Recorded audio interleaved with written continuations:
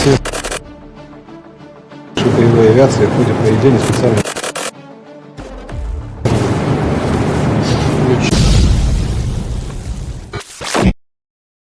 อาทิรายงานคำกล่าวของประธานาธิบดีวลาดิเมียร์ปูตินที่กล่าวเมื่อวันพุธระหว่างการสนทนากับนักบินทหารที่กำลังเข้ารับการฝึกอบรมที่ศูนย์ฝึกอบรมการบินฐานทัพอากาศตอสฮุกในภูมิภาคตะเวียว่าหากเครื่องบินรบใดๆที่ผลิตในสหรัฐส่งไปยังยูเครนรัสเซียจะทำลายพวกมันเช่นเดียวกับยุทโธปกรณ์อื่นๆของตะวันตกปูตินผู้นำรัสเซียกล่าวถึงการที่ยูเครนยังคงเดินหน้าเรียกร้องและเร่งเร้าความสนับสนุนเป็นเครื่องบินขับไล่ F-16 จากตะวันตกว่า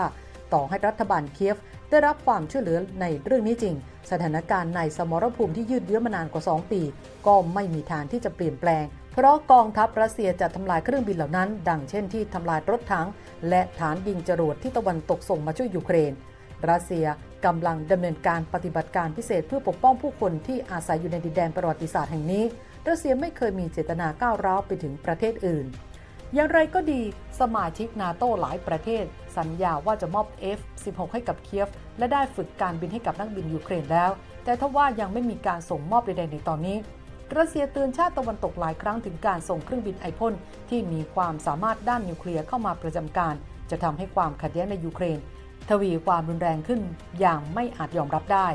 ปูตินกล่าวด้วยว่าหากพวกเขาส่งมอบ F-16 ผมคิดว่าคุณรู้ดีกว่าคนอื่นๆว่าสิ่งนี้จะไม่สามารถเปลี่ยนแปลงสถานการณ์ในสนามรบและเราจะทำลายเครื่องบินเหล่านี้เช่นเดียวกับที่เราได้ทำลายรถถังรถหุ้มเกราะและอุปกรณ์อื่นๆรวมถึงระบบจรวดหลายลำกล้อง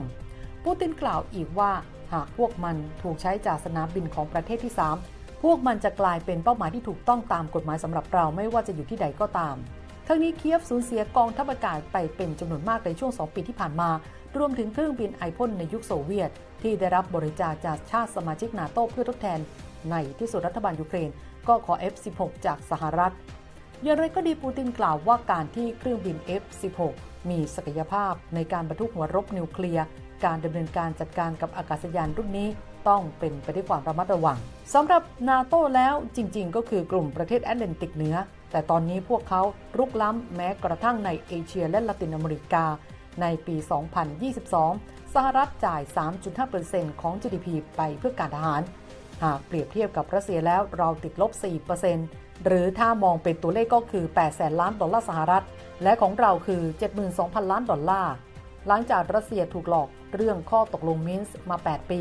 นั่นทำให้เราจำเป็นต้องเปลี่ยนไปใช้รูปแบบอื่นในการปกป้องผลประโยชน์ของชาติและข่าวการโจมตีโปแลนด์หรือกลุ่มประเทศบอลติกเป็นเรื่องไร้สาระอย่างมากแต่หากใครก็ตามที่ร่วมมือกันละเมิดรัสเซียมันจะเป็นหนทางไปสู่การล่มสลายของประเทศพวกเขาเหล่านั้นทหารที่ออกรบเพื่อชาวรัสเซียทุกคนแสดงตนในวิธีที่ดีที่สุดเท่าที่จะเป็นไปได้ในสนามรบ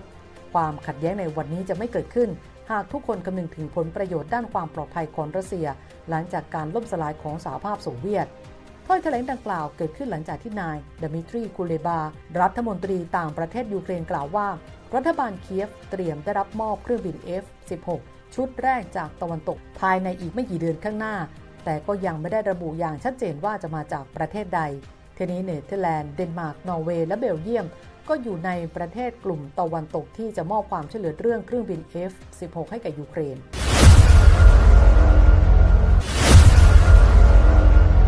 ขณะเดียวกันมีรายงานจากกรุงโซลประเทศเกาหลีใต้ว่าสำนักข่าวกลางเกาหลีหรือ KCNA กระบอกเสียงของรัฐบาลเปียงยางรายงานว่านายเซอร์เกย์ นาริชกินผู้อำนวยการสำนักข่าวกรองต่างประเทศของรัสเซียได้เดินทางเยือนกรุงเปียงยางระหว่างวันที่ 25 ถึง 27 มีนาคมที่ผ่านมาเพื่อพบหารือกับนายรีชางแด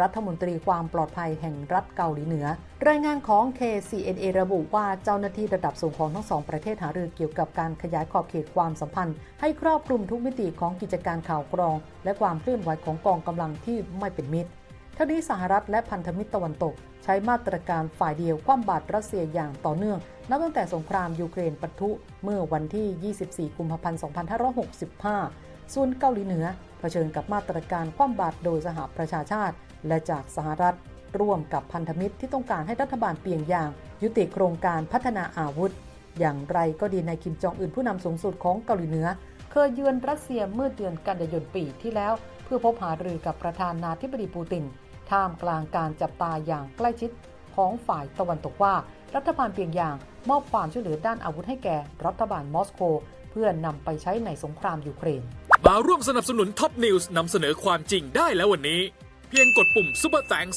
แล้วเลือกจำนวนเงินตามที่ต้องการได้เลยครับขอบคุณครับ